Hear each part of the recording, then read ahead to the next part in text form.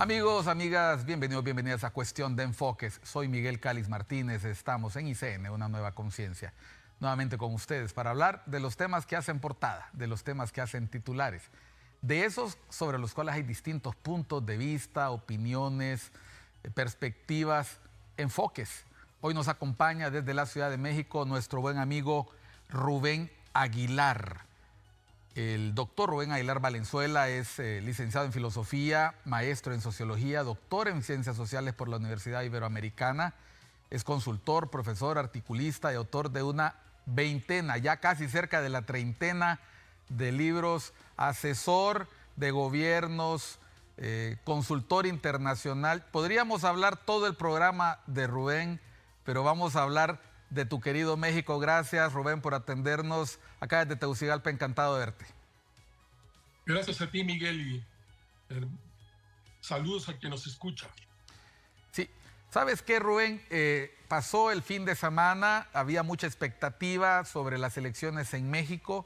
Sabíamos que una mujer iba a ser elegida presidenta de México y tal y como lo pronosticaban las encuestas, Claudia Sheinbaum se alzó con la victoria. Analistas la semana pasada tenían todavía la duda de si Xochitl Gálvez venía en cierre, parecía que venía en cierre, al final se ha quedado muy lejos en los resultados finales y quedaba por verse cómo quedaba el tema de las gobernaturas y la Cámara de Diputados y el Senado. Y ha sido lo que los norteamericanos llaman una barrida, un landslide. Al final, un resultado que ha sorprendido incluso, creo yo, a los mismos miembros de la alianza oficialista, porque tener mayoría absoluta era bueno, pero las posibilidades de una mayoría calificada que abre avenidas enormes para reformas constitucionales, para una serie de situaciones que ya han empezado a calificar como el segundo piso de la Cuarta Transformación, pues es interesante que una persona con tu experiencia, con tu capacidad de análisis nos indique qué es lo que ha ocurrido en México, además de haber elegido su primera presidenta, y cómo puede ser esto visto desde la región latinoamericana, qué implicaciones tiene. Es un sexenio en México, son 6 años de influencia y sin duda alguna de un liderazgo que empieza, yo diría, con pie izquierdo, porque ha ganado la izquierda el poder en México.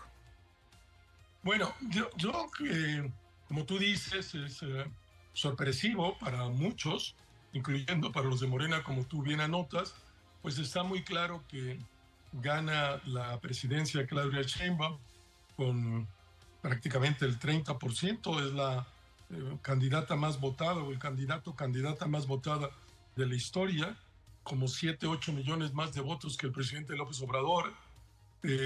Pues están más o menos de las 9 gobernaturas Clara, ya 7 de ellas que gana Morena, solo pierde 2, donde el PAN ratifica otra vez Guanajuato y el Movimiento Ciudadano, el MC, ratifica Jalisco. Queda claro que las mayorías simples en la Cámara de Senadores y en la Cámara de Diputados las gana Morena. Hoy día hay una discusión intensa, habrá que ver cómo termina el conteo hoy día oficial a las 8 para ver si realmente tienen o no mayoría calificada, porque parece que hubo números que se dieron que no corresponden a la realidad, pero en todo caso, de todos modos, es un triunfo extraordinario. Y me parece que es un triunfo de la estrategia electoral del presidente, que desde el primer día que tomó el poder construyó esta estrategia a través de programas sociales, de entregar dinero directo a las personas, 30 millones de mexicanos que están recibiendo un cheque del gobierno, con una estructura de 28,000 funcionarios públicos que son el brazo político del partido Morena, pero pagados por la Secretaría de Desarrollo Social, que a lo largo del año a los que reciben dinero van y te tocan a la puerta 3, 4, 5 veces a tu casa y te dicen que recuerdes que el presidente te mandó ese dinero, que se lo debes de agradecer y que si no votas Morena vas a perder ese beneficio porque el partido que llegue lo va a quitar. Esto me parece que es fundamental para explicar el resultado como lo planteó el presidente en las 2 últimas semanas, lo dijo varias veces en sus mítines mañaneros, que no conferencias de prensa, nunca ha dado una conferencia de prensa, son campaña permanente, mítines de campaña. Él empezó a decir que era una elección plebiscitaria, él se puso en la boleta con la cara de Claudia Sheinbaum, pero se puso él, era una elección que implicaba pues el ponerlo a él como en la boleta para ratificar su mandato. Y en este sentido, pues me parece que esa es la explicación. De alguna manera, lo que se llama, yo pienso que así ha sido, una campaña de Estado que con todos los recursos, con los medios, 135 veces a lo largo de estos años el presidente ha violado abiertamente la Constitución. En los mítines mañaneros, los últimos 15 días del cierre de esta campaña, 15 días seguidos, el INE y el Tribunal Electoral le sacan tarjeta amarilla, pero no tienen tarjeta roja, y él pues violenta con enorme frialdad la Constitución, el que juró respetar la Constitución. Estos elementos de una elección de Estado me parece que explican el resultado. No quiere decir que es muy probable que sin la elección de Estado a lo mejor también podría haber ganado Morena, probablemente sin estos grandes márgenes, o quién sabe, pero el resultado que se obtuvo necesariamente tienes que recurrir a cómo ocurrió esta elección de Estado. No hay manera de no relacionar el resultado con la elección de Estado, Miguel. Rubén, llama mucho la atención la euforia en la región con el gane de Claudia Sheinbaum, no tanto porque haya ganado una mujer en un territorio que siempre ha sido considerado un feudo machista, me refiero a México, por todo lo que representa culturalmente, etcétera, sino que A o B iba a ganar una mujer. Eso era importante. Yo creo que eso pasó a un segundo plano, pero lo interesante es que México parece encaminarse nuevamente a un sistema de partido hegemónico por la forma en que ha ganado Morena. No estamos diciendo que estamos leyendo el futuro, pero compitió contra el PAN, el PRI y el PRD. Quien sabe de política mexicana y de la historia de México sabe que estos tres partidos estuvieron haciendo una resistencia importante los últimos 6 años, tuvieron resultados muy buenos en las elecciones de medio mandato, pero ahora se desploma esta propuesta y surge la pregunta de si no estamos ante un nuevo priismo, un nuevo priato, no sé cómo llamarlo, y el mensaje que manda por la eficiencia en haber logrado esta captación de apoyos que prácticamente tú has mencionado, 30 millones de apoyo a la población, 33 millones de votos a favor, prácticamente la misma cantidad de votos que logra la candidata ganadora. ¿No estará mandando un mensaje de cómo se deben hacer las cosas para los vecinos del sur si quieren sostenerse y consolidarse en el mandato? Mira, yo pienso que celebro que sea una mujer. Pues en los 200 años de vida independiente no habíamos tenido una mujer a la cabeza del gobierno. Lo celebro. Yo difiero de la afirmación de que este es un gobierno de izquierda. Este es un gobierno en muchos temas no solo conservador, sino reaccionario. El presidente es del viejo nacionalismo revolucionario del PRI, no es una izquierda socialista. Morena es un partido conservador desde mi punto de vista en muchísimos temas, enemigo de la sociedad civil, enemigo del movimiento feminista, enemigo del movimiento ecologista. El presidente ha dicho que estos son manifestaciones neoliberales, lo ha dicho en algunos de sus mítines mañaneros. Hay una confusión en América Latina de creer por el discurso del presidente que es de izquierda. De izquierda no tiene nada, insisto, no, jamás el presidente se codió con los movimientos de izquierda de América Latina, nunca ha salido del país, nunca tuvo relación con esas realidades de América Latina, de los partidos socialistas, de las guerrillas, etcétera. Él era un buen priista. Un día a su grupo no lo dejan ir a la presidencia y deciden salirse, pero es la izquierda del PRI, del nacionalismo revolucionario, no la izquierda socialista de América Latina, la de Chile, la de Brasil, la de ahora en Colombia, nada tiene que ver con eso. El presidente es particularmente conservador en todo lo que hace relación al movimiento lésbico gay, al movimiento del derecho de las mujeres a decidir, a las drogas, etcétera. Incluso en esos temas es francamente reaccionario. Entonces, pero no, yo pienso que no es un ejemplo de nada. Hacer elecciones de Estado, violentar la Constitución 135 veces en público, pues no es lo que pienso yo que es lo que requiere América Latina. Lo que requiere América Latina es más democracia y más democracia. Y lo que ha representado López Obrador es más autoritarismo, y en la posibilidad de regresar 40 años atrás a volver a la presidencia imperial, a la dictadura perfecta del PRI, donde el presidente, ahora una presidenta, lo puede hacer todo en el mes de septiembre si alcanzara las mayorías absolutas, que, insisto, habrá que ver hoy a medianoche o a las 8 de la noche que se cierra el conteo, si le dan para mayoría absoluta, y entonces pues puede cerrar el INE, cerrar todos los órganos autónomos, que ya mandó una ley en ese sentido que no se le aprobó porque la Suprema Corte de Justicia la rechazó por anticonstitucional, pero hoy podría él reformar la Constitución y hacer las atribuciones metaconstitucionales que tuvo siempre los presidentes del PRI, y ahora lo podría tener Claudia Sheinbaum, aunque en el mes de septiembre, cuando ya va a entrar las nuevas cámaras de senadores y diputados, todavía estará ese mes el presidente. Ya anunció que va a mandar todas las iniciativas. Vamos a ver qué puede pasar. Ayer la bolsa reaccionó mal porque los mercados pues no les gusta un partido que sea absoluto, que no haya contrapesos, genera desconfianza incluso a la inversión privada, que no haya más que la voz de un solo hombre, en este caso de una sola mujer. Estamos en la posibilidad de que eso ocurra y volvamos a algo que México vivió pues hasta el año 2000, claramente.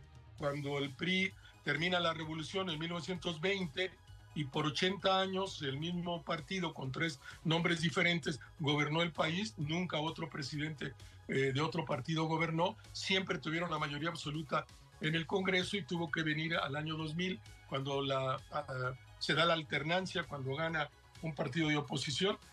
Yo pienso que México está en la posibilidad de una regresión democrática enorme, y estamos viendo, como ha ocurrido, eso sí, en algunos otros países de Centroamérica y de Sudamérica, cómo por la vía de la democracia se puede acceder al poder, y ya desde el poder los presidentes se pueden hacer autoritarios e incluso dictatoriales. Yo no estoy diciendo que México vaya a ir a una dictadura, pero a un régimen autoritario, sin contrapesos del poder, controlando él a los otros poderes, controlando él a los gobernadores. Ahora tendrán 26, 27 gobernadores de Morena.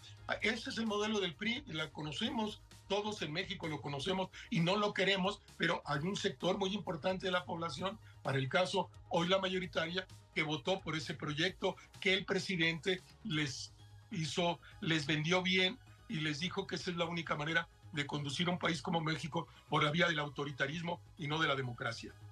Bueno, vamos a ir a una pausa, Rubén, y es importante porque mencioné lo del nuevo modelo de partido hegemónico, tú los confirmas con lo que estás diciendo, y cuando mencioné el ejemplo hacia América del Sur, no lo dije como un modelo virtuoso, lo dije como un modelo vicioso. Vamos a ir a una pausa, volvemos con Rubén Aguilar desde la Ciudad de México. Los resultados de las elecciones mexicanas y su impacto en la región. Hoy ya es un tema histórico. Ganó Morena, ganó la alianza que llevaba a la cabeza Claudia Sheinbaum, y se preparan para asumir el poder el 1 de octubre con una mayoría que se podía prever, pero no en la proporción que lo han logrado, prácticamente sin contrapesos y con amenazas para la democracia mexicana. Volvemos después de unos mensajes a Cuestión de Enfoques.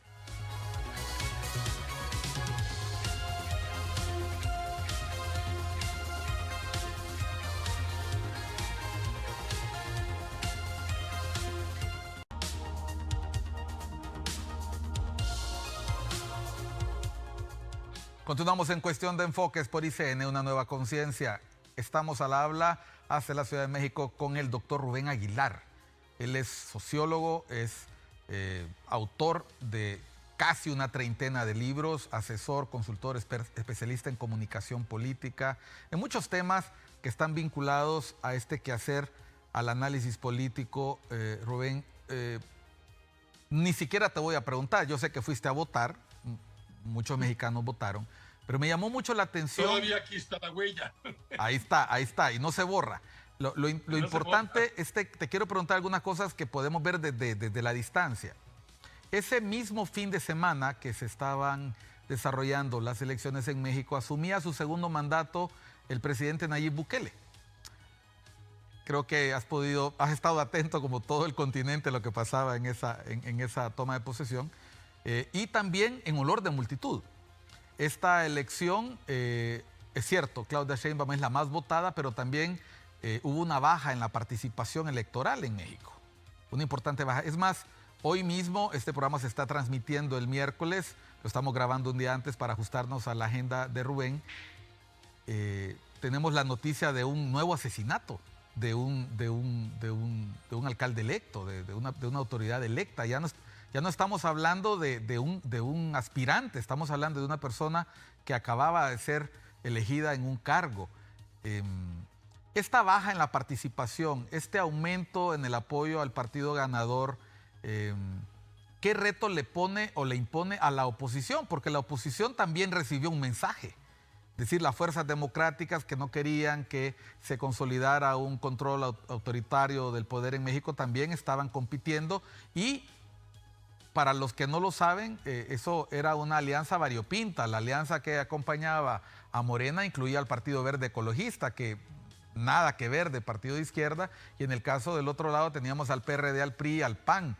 Quien conoce la política mexicana sabe que ahí no podemos hablar ya, y tú lo mencionaste en el primer segmento, ya no se puede hablar de ideologías aquí, estamos hablando de otro debate. Aquí hay otro debate, y por eso menciono lo de Nayib Bukele.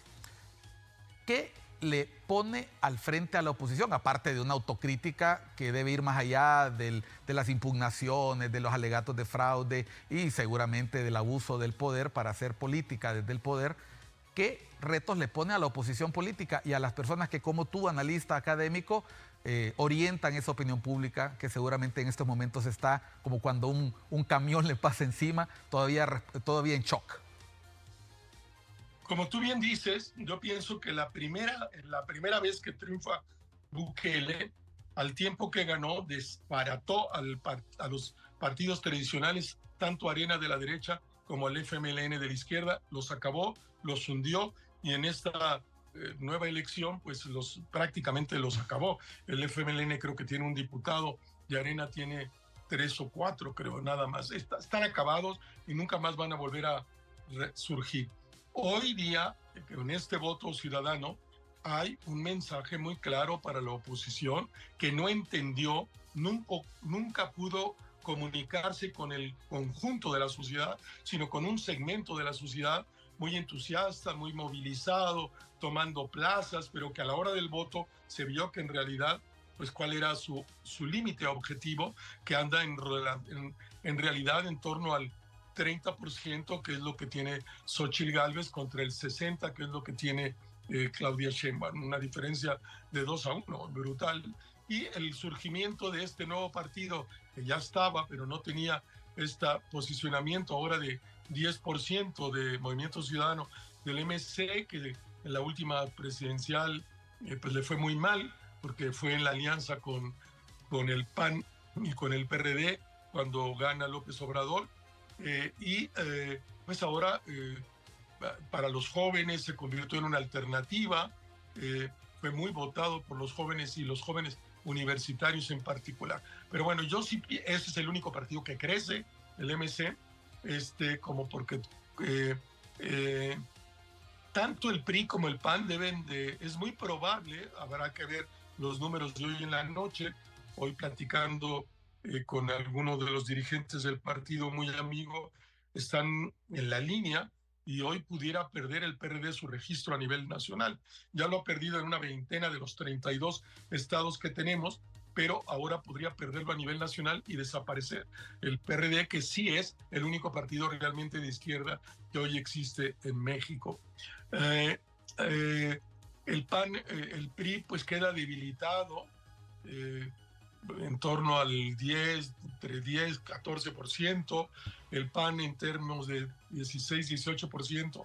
Y sí tienen que replantearse, no se están comunicando más que con un sector de la sociedad, y el partido creado por el presidente López Obrador, con las maneras mismas de comunicarse el presidente con estos sectores, que lo hace particularmente bien, pues él ha construido y solidificado una base muy relevante y significativa, que lo sigue, que hace lo que le diga, y en ese sentido pues hay una relación orgánica entre esas masas que votaron y el presidente de la República, que ahora ya no será presidente, probablemente perderá esa posibilidad, pero bueno, ahí está. Pero el PRI y el PR y el PAN tienen que replantearse a fondo. Me parece que tienen que cambiar el discurso, que tienen que ir a otros sectores más allá de los que en los que se mueven, porque si no, no pueden ganar. El PAN, si no rompe las clases medias y va también a los sectores populares, nunca más volverá a tener la posibilidad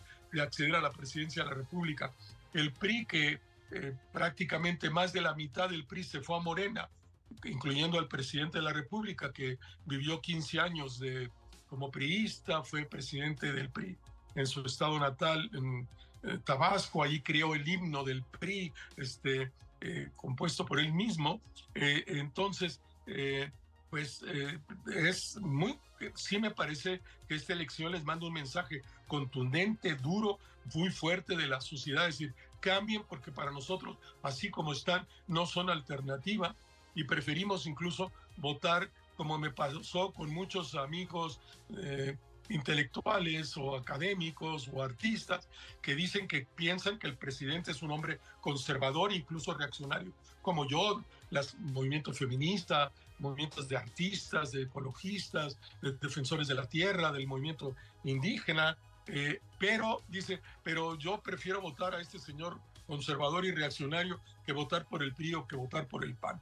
Y en ese sentido, pues están dejando de ser marcas apetecibles, tanto el PRI como PAN, y sí me parece que tienen que replantearse muy, muy a fondo su discurso, su estrategia, su manera de conectarse con los actores sociales, ampliar sus bases, si no, pues Morena seguirá ganando elecciones y puede ganar la elección para el Congreso de la República y las 9, 10 gobernaturas que estarán en disputa en 2027 y luego otra vez la elección de 2030. La derrota es espantosa, es estrepitosa para el PRI, para el PAN y para el PRD, y se deben absolutamente de repensar en todo, en el discurso, en la propuesta, en la manera de comunicarse, en los actores y en los sectores con los cuales se deben de relacionar, y si no, los doy por derrotados para el año de 2027. Hablemos de comunicación política, que es una de tus pasiones. Yo lo sé, eres una de tus pasiones. Has mencionado a Jorge Álvarez Maínez. Movimiento Ciudadano pasó, me acuerdo de la canción viral, lo mencioné la semana pasada, esta canción viral linda de un niño que nos hizo cantar a todos los latinoamericanos, y todos no mirábamos con sorpresa esta marca, pero me ha llamado la atención que hoy, viendo los nombres, veo al hijo de Luis Donaldo Colosio en Nuevo León, creo que es. Creo que logra entrar como diputado, si no me equivoco, por Movimiento Ciudadano. No sé si es o algún cargo. Me llama la atención que el Movimiento Ciudadano se convierte, es el actor del que nadie habla ahorita, pero es lo que se convierte en la alternativa para los próximos comicios, posiblemente, si estas marcas históricas como el PRI, el PAN y el PRD, que es más joven, no logran hacer ese lavado de conciencia y ese rebranding que es tan importante en política. Tú mencionaste el caso del FMLN y de Arena, y yo sentía cuando mencionabas eso que inconscientemente, cuando empezaste tu discurso, hablabas un poco de lo que puede pasar dentro de las próximas elecciones, en 6 años, que estas marcas históricas ya no puedan levantarse de esta derrota. Así lo pienso, así de grave lo pienso, y como tú lo dices, sí, pues el MC para el sector, el MC tuvo 10%, pero en el sector de la franja más joven de los votantes, de los 18 a los 30, tuvo el 22%, el doble. Un Y gran en el piso. sector de los universitarios, el doble, también 20 y tantos por ciento el MC y bueno, los jóvenes, estos jóvenes irán creciendo, probablemente vayan acompañando el MC, que ya sale de esta elección como la cuarta fuerza política del país y muy cerca de la tercera con el PRI. Entonces, ellos así era su objetivo. Tienen un trabajo de comunicación muy bueno, con un despacho de hace años que les maneja toda su estrategia comunicacional en Guadalajara, Jalisco, donde el gobernador del MC ganó la elección, el gobernador anterior también era del MC. Yo sí pienso que fue muy exitosa la campaña para el MC, con muy buena publicidad, con una figura muy articulada, un joven de 38 años, Jorge Álvarez Maínez. Me parece que ellos tienen ruta, tienen discurso, tienen propuesta, tienen segmento al cual caminar, y que van a caminar y van a ir creciendo. No veo estas mismas características ni en el PRI ni en el PAN.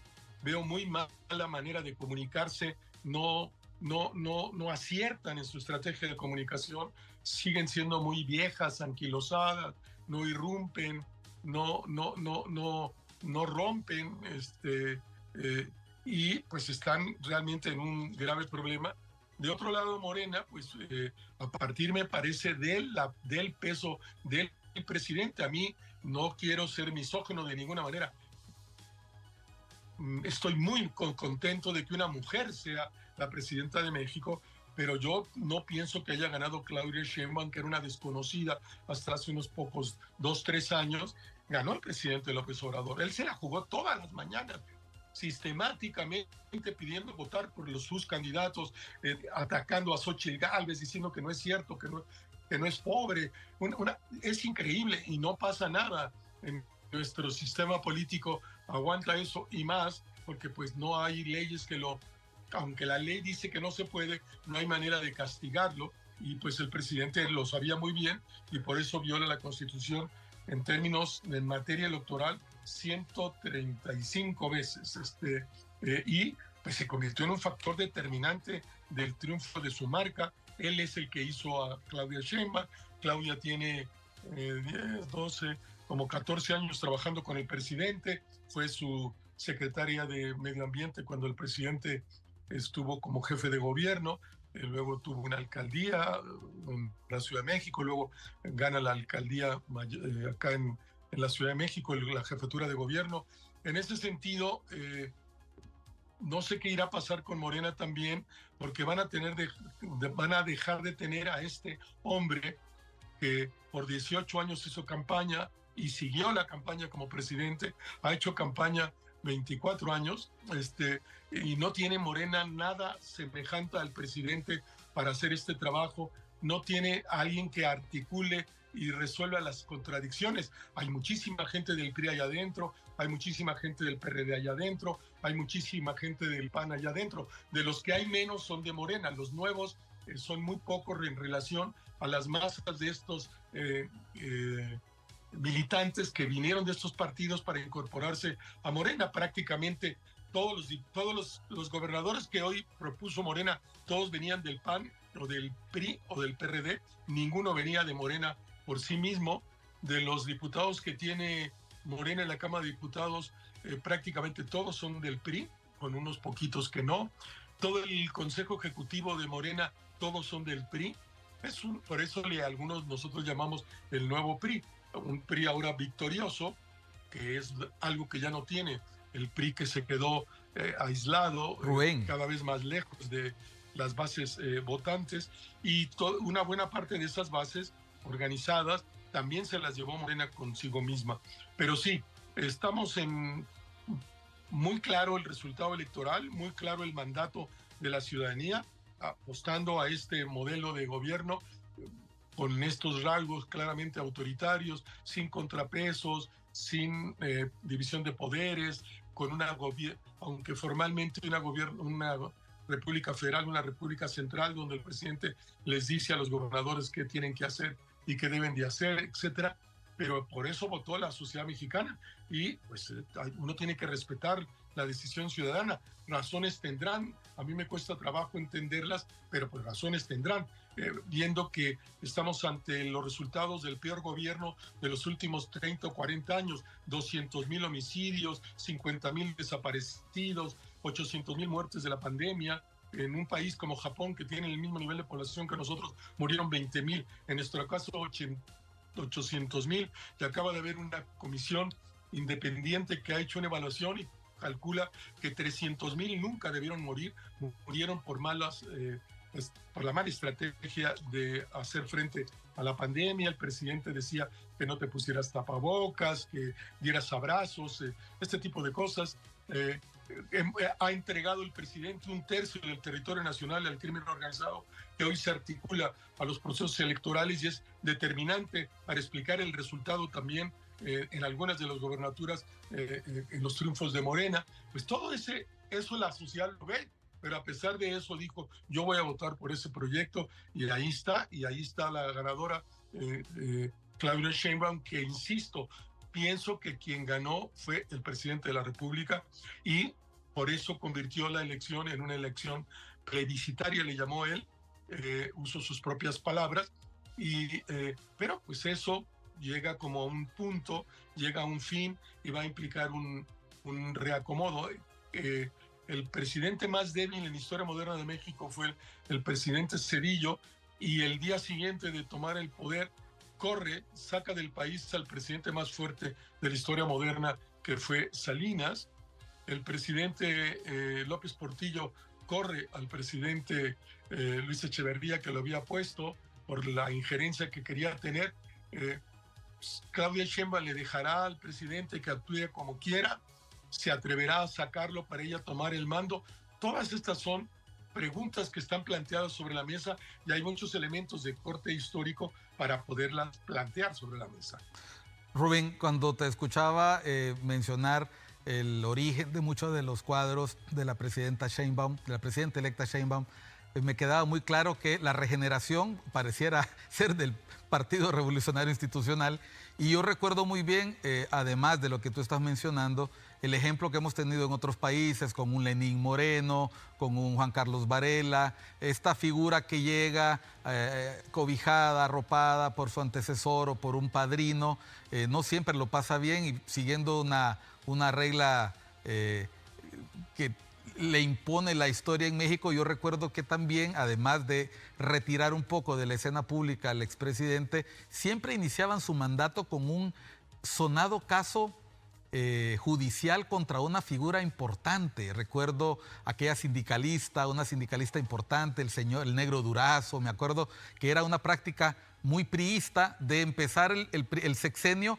entregándole algo a la gente, como que estuvieras en la antigua Revolución Francesa, mostrándole la cabeza, que mostrara que así había voluntad de agradar al pueblo.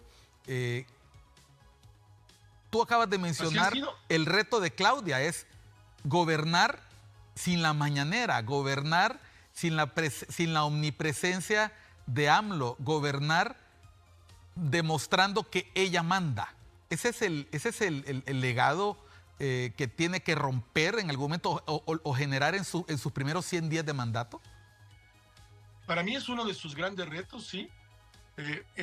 Todos los candidatos a gobernador que ganaron, todos los candidatos a diputados, todos los candidatos a senadores, todos los puso el presidente, no los puso Claudia. Incluso Claudia quería a otra persona en la jefatura de gobierno de la Ciudad de México y el presidente se la quitó y puso a la que él quería, que por cierto ganó, Clara Brugada. Pues hasta ahora no ha manifestado ella ningún elemento de independencia, jamás ha hecho una frase que no sea repetir mecánicamente en los últimos 6 años lo que dice el presidente como grabadora. No se equivoca, habrá de independizarse, construirá un gobierno por su propia...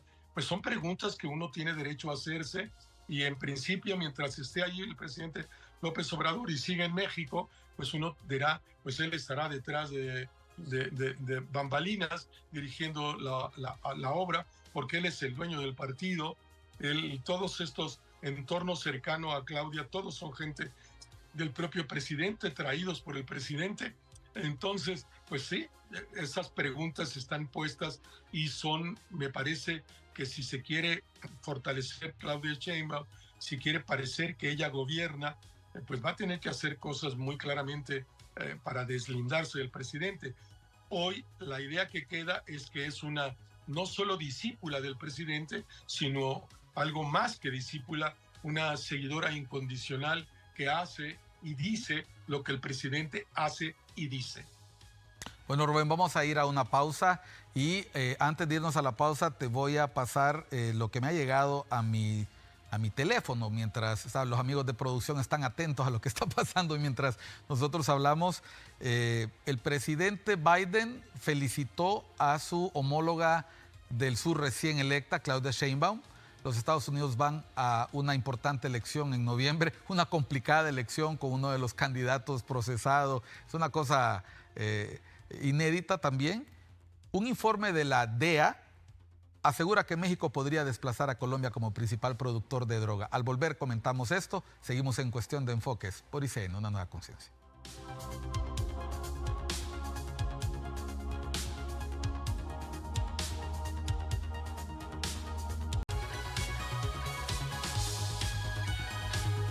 Dale. Continuamos en Cuestión de Enfoques. Estamos con Rubén Aguilar desde la Ciudad de México. Él es analista, es doctor, es sociólogo, es autor de más de una veintena de libros, asesor y obviamente estamos hablando del acontecimiento de esta semana. El triunfo contundente de la alianza oficialista encabezada por la doctora Claudia Sheinbaum. Rubén, la posición geopolítica de México siempre ha sido muy compleja. Tienen al gran Estados Unidos al norte y se sabe muy bien, tú lo mencionaste, un tercio del país con serios problemas de seguridad por las redes ilícitas del narcotráfico. Y ahora este reporte de la DEA que plantea, obviamente no lo hizo antes de las elecciones, me imagino que con todo el interés de no ser acusado de influenciar, pero tampoco es algo que nos sorprenda.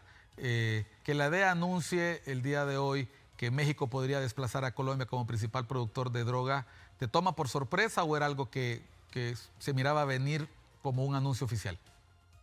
Mira, todos los que trabajamos estos temas, yo tengo 3 libros sobre esto, 2 escritos con Jorge Castañeda, que fue nuestro canciller, profesor en NYU, y uno con Rubén Moreira, que fue gobernador del estado de Coahuila, una experiencia extraordinariamente exitosa.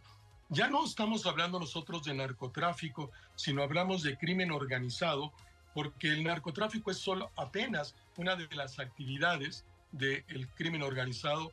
Probablemente hay carteles como los 2 carteles madres, el cartel de Sinaloa y el cartel Jalisco Nueva Generación, presente cada uno en 100 países en el mundo, pues son actividades en torno a 25, 30, 35 actividades que en algunos casos les dan mucho más dinero ya que las drogas, ¿no?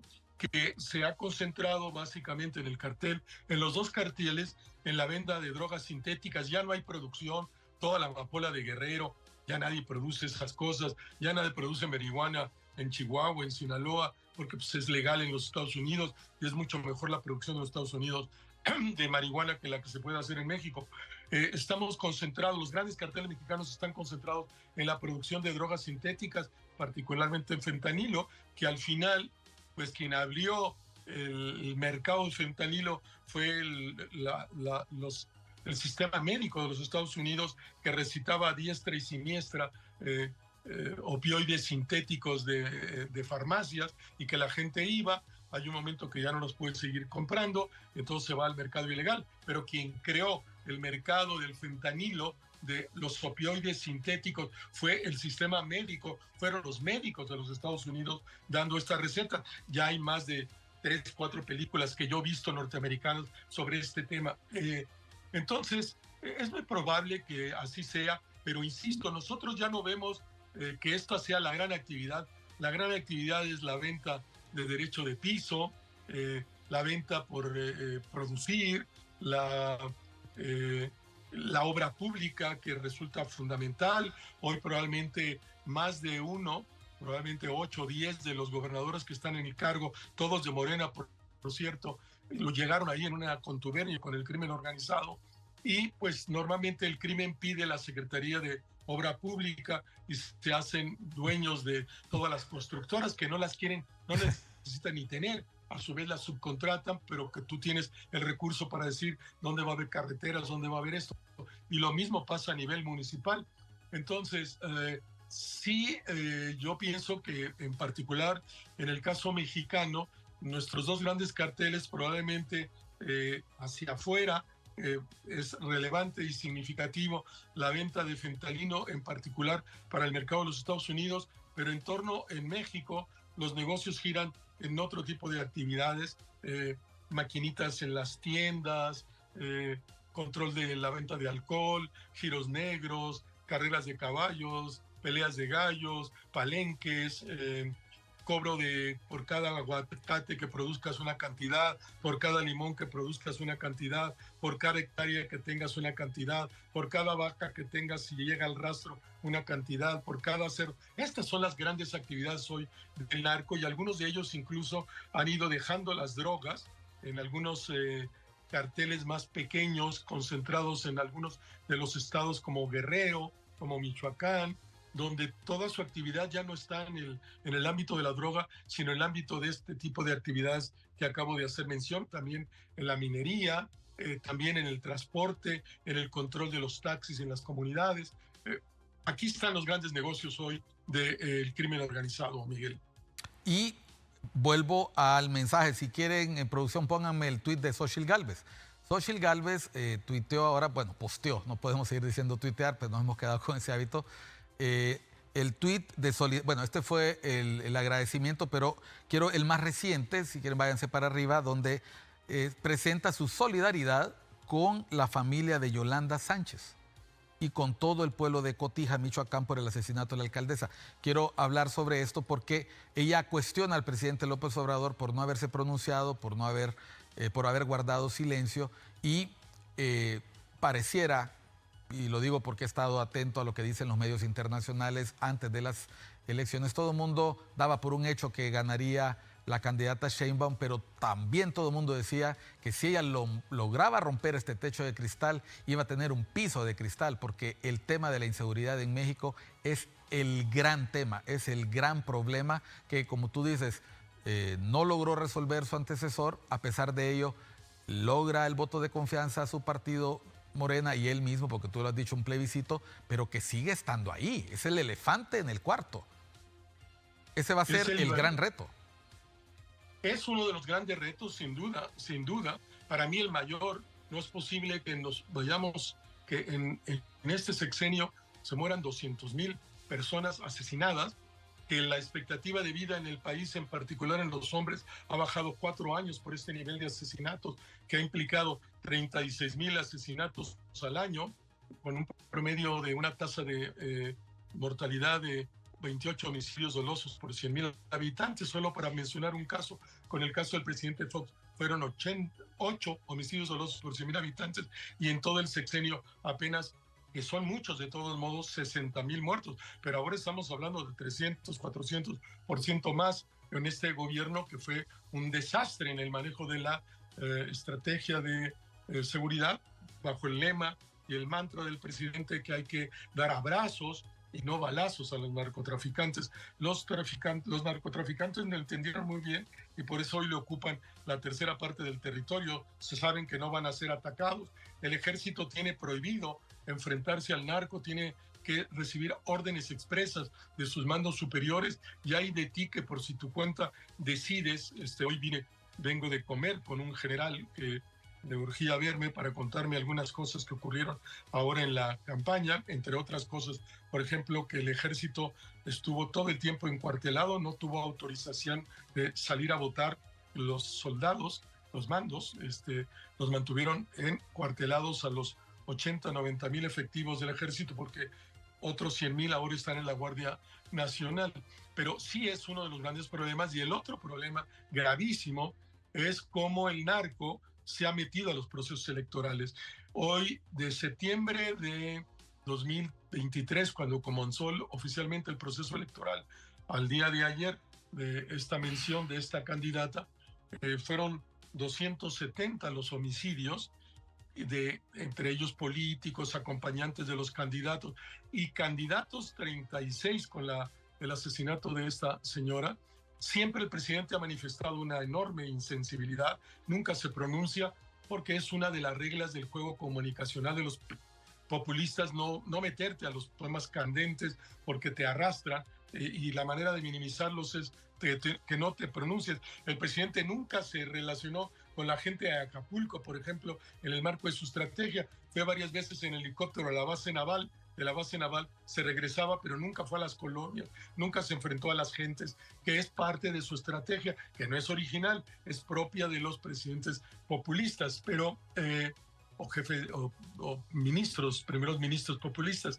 Pero sí es un enorme problema, es un enorme, vamos para tener una dimensión, claro que pasó en un día. En las dos bombas atómicas de Hiroshima, Nagasaki, murieron 200,000 personas. Nosotros vamos a morir 200,000 personas asesinadas a lo largo de este sexenio. Al día de hoy eran 189,000. Claramente los meses que faltan llegará a los 200,000. Es verdaderamente, y bueno, 11 feminicidios al día, 6.7 asesinato de menores al día durante los años de este gobierno, pero las personas, insisto, no reclaman nada al presidente. A pesar de estos resultados, una refinería que costó 3 veces más, en lugar de 6,000 millones de dólares, ya van 18,000 millones y no ha producido un barril, un tren que se descompone todos los días, un aeropuerto que iba muy avanzado, que suspendió, que fue su acto de arranque de poder en el gobierno, como tú mencionabas, pero que nos sigue costando 300,000 millones de pesos, porque hay que seguir pagando los intereses de los inversionistas extranjeros que... entonces, no hicimos aeropuerto, pero seguimos pagando el dinero. Es increíble todos estos errores, el número de muertos, el sistema de salud, han perdido la salud, 30 millones de personas perdieron su acceso a la salud pública en este sexenio porque cerró el anterior programa y nunca pudo restablecer el nuevo programa, que ha sido un desastre. Bueno, pero ¿por qué? Porque la gente probablemente no quiere resultados, quiere un discurso que lo reivindique, un discurso que lo vengue socialmente, pasa por otras claves que resulta complejo estudiar y analizar, pero no necesariamente pasa por la clave de buenos resultados. Le resulta más emotivo el hecho mismo de que se siente representado por un discurso agresivo, que también es un simulacro, como te decía. Tú puedes decir que los ricos, que no sé qué, y las 10 fortunas de las 10 familias más grandes de México se duplicaron en este sexenio. Slim duplicó su fortuna, los Balleres duplicaron su fortuna, etcétera. O sea, es muy contradictorio, es la manera vieja del viejo PRI. Con la exposición pública que tuvo Xóchitl Gálvez, con los buenos resultados de Álvarez Maínez y con la forma en que se dio esta campaña, que al tener una figura que centralizaba la opinión como López Obrador, que también le dedicaba sus dardos a algunos adversarios, ¿tú ves que entre estas personas, Xóchitl, Álvarez Maínez y otras personas que fueron elegidas al Senado, al Congreso, va a haber suficientes voces que se conviertan en los que señalen críticamente lo que pueda estar haciendo mal el gobierno de Sheinbaum, o va a costar mucho que se recuperen de este resultado electoral? Porque si los retos son grandes, la decepción puede ser muy grande los primeros 6 meses. O sea, lo hemos visto en otros países, cuando las personas llegan con esta luna de miel tan grande, la decepción es mucho más acelerada que cuando se gana con estrecho margen. Sí, es complicado y es muy buena tu pregunta y tu reflexión. Nombres hay nombres muy, muy buenos. Un senador del PAN, Mauricio Vila, que fue gobernador de eh, Yucatán, que ahora han perdido con un panista que no era afín a él, que mantuvieron tensión, pero que se mantuvo a lo largo de todo su mandato como el gobernador mejor evaluado del país. Él puede ser un agente que puede ocupar un espacio en la opinión pública. Eh, el propio Taboada, que perdió la Ciudad de México, es un agente que puede.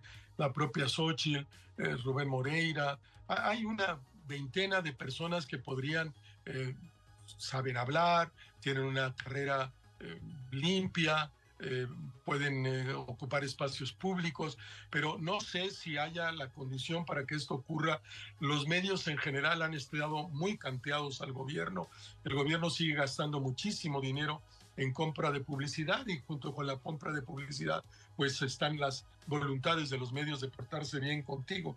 Como diría López Portillo, aquella famosísima frase de un presidente de México: no pago para que me peguen. Entonces, si me vas a pegar, pues no te pago y te quito la publicidad. Y así se la quitó a Proceso, ¿no? En aquel momento que fue muy comentado. Pero me parece que tiene que surgir más voces desde el lado de la sociedad civil. De hecho, fue la sociedad civil y las organizaciones ciudadanas las capaces de convocar a estas 3 gigantescas marchas en 110, 120 ciudades del país, en una suma total de más de 2 millones de personas, que nadie, ni Morena tiene esa capacidad. Obviamente los partidos de la oposición tampoco. Lo tuvo la convocatoria ciudadana en el marco de una docena de organizaciones que invitaban a estos encuentros.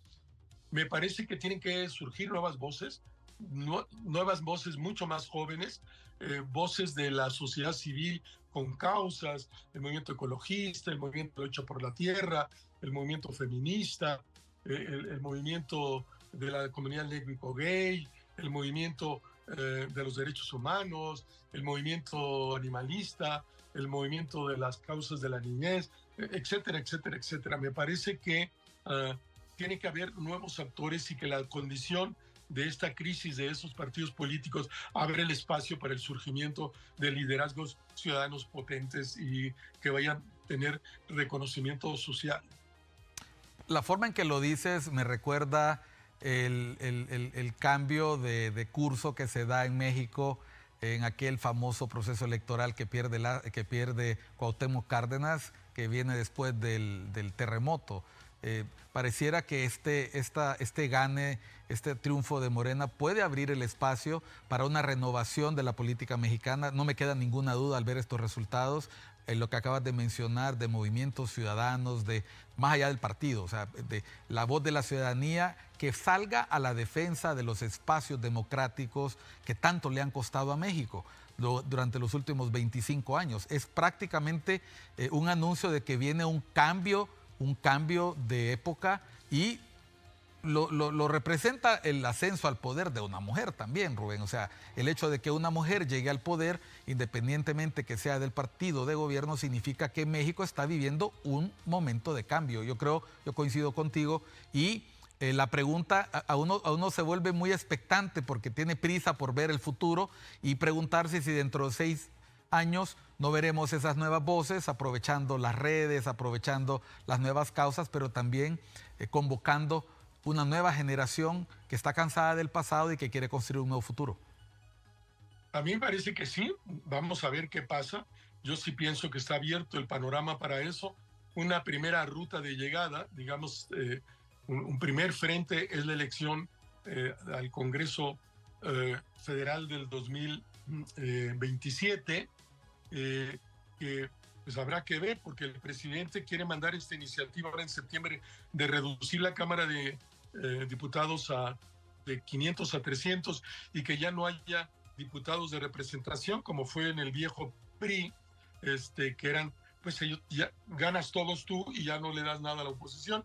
El PRI se vio obligado en algún momento, después de que hubo una elección donde solo hubo un presidente, con López Portillo, de abrir el espacio de la participación de los partidos, y empezó a haber diputados de mayoría, no solo de mayoría relativa, no solo de voto. Pero bueno, vamos a ver qué pasa en septiembre. Pero sí pienso que los partidos históricos, tradicionales, PRI-PAN, están en una crisis que puede llevarlos a que se acaben si no reaccionan, no mañana, pero pues seguirán cayendo en 27, seguirán cayendo en 30 y no serán ya competitivos.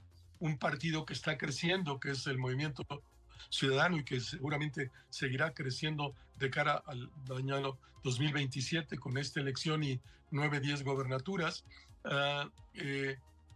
Pienso que Morena pues vivirá cambios más o menos relevantes y significativos de haber tenido al dueño del 100% de las acciones, el fundador, que es el propio presidente. ¿De qué tamaño? ¿Seguirá quedándose con el 100%? ¿Se va a quedar con el 80%? ¿Se va a quedar con el 50%?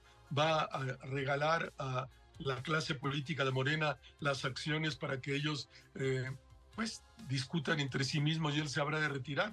Son preguntas todas que me parecen válidas y alguien puede decir, no, el presidente no se va a retirar, o sí, el presidente se va a retirar. Pues ya lo veremos, estamos a unos cuantos meses de saber cuál va a ser esta historia.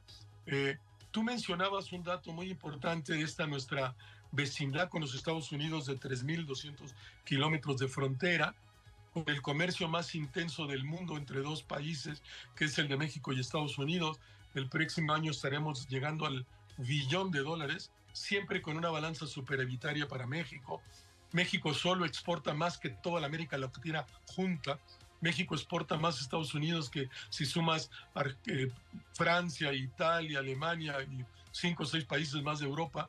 Y pues es muy normal la imbricación entre estas dos realidades. De los 50 estados de la Unión Americana, 20 tienen como su primer lugar de exportación México, Nueva York, Texas, California, Illinois. Entonces, esa realidad le pone a México una situación particular donde probablemente los gobiernos, incluso autoritarios, como lo fue siempre el PRI, pues ejerces eso en el ámbito del espacio estrictamente político para poderte reproducir y seguir ahí, pero tiene muchos límites de la intervención en el espacio de lo económico. En este sentido, este gobierno también en esa materia está a años luz de ser un gobierno de izquierda. Hoy el primer decil, el decil más rico de la población, fue el decil que más se enriqueció en este sexenio, el que más creció en su ingreso, no es cierto, y aumentó marginal, pero aumentó la pobreza extrema. Se redujo algo, también marginal, la pobreza, pero la pobreza extrema creció. Y el 10% de los más ricos de México, todos crecieron en su nivel de ingreso en este gobierno de pseudoizquierda. Insisto, no es un gobierno de izquierda. En América Latina están equivocados. Es la izquierda del PRI, nada que ver con las izquierdas socialistas de América del Sur o con los movimientos de las izquierdas guerrilleras después hechas partido, como en el caso del Uruguay, como en el caso de Argentina, como en el caso del Salvador, como en el caso de Guatemala. No, esta es la vieja izquierda del PRI, que se llama nacionalista revolucionaria, que se salió toda y se fue para Morena. El PRI se quedó sin esa corriente. Pero bueno, México todos los días, la nueva presidenta tendrá que lidiar con la realidad de los Estados Unidos, que por unos lados son focos luminosos y por otros pues son oscuridad. Si llegara Biden va a ser muy complicada para México y muy complicada para la presidenta Sheinbaum lidiar con Donald Trump. Vamos a ver qué es lo que pasa. Todavía hay muchas cartas abiertas. En este sexenio, por ejemplo, habría que remitirse hasta 30 años, hasta 1930. Este sexenio va a crecer cero, o en el mejor de los casos 0.3, 0.4, por cómo manejaron la pandemia, por cómo manejaron la economía. No vamos a crecer, con lo que implica además una reducción del per cápita también. ¿Por qué? Porque no crecimos. Pasamos 6 años sin que creciera la economía. Entonces, pues hay muchos negros. Es el gobierno que dijo en el discurso que no se endeudaría, es el gobierno más endeudado de la historia de México. Las finanzas públicas están tronadas. qué va a hacer Claudia Sheinbaum, no sé qué va a hacer.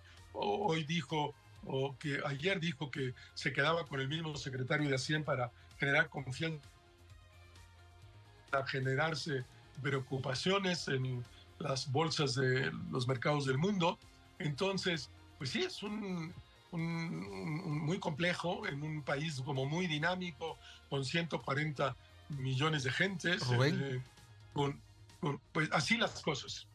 Bueno, pues nos hemos quedado sin tiempo y como diría Galileo, y sin embargo, se mueve. O sea, y sin embargo ha ganado. Éxitos a México, deseamos el mejor de los éxitos. La suerte no, la suerte es de casualidad. El éxito es el que se construye a diario. Gracias, Rubén, por recibirnos en tu despacho, en tu casa.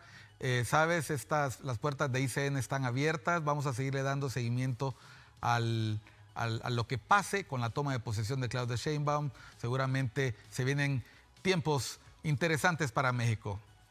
Muchas gracias. Así es. Gracias a ti, Miguel. Gracias para quien nos vio y oyó. Muchas gracias. Gracias por ilustrarnos y gracias a ustedes que han estado atentos a Cuestión de Enfoques. Soy Miguel Cáliz Martínez. Siga disfrutando de la programación de ICN, Una Nueva Conciencia.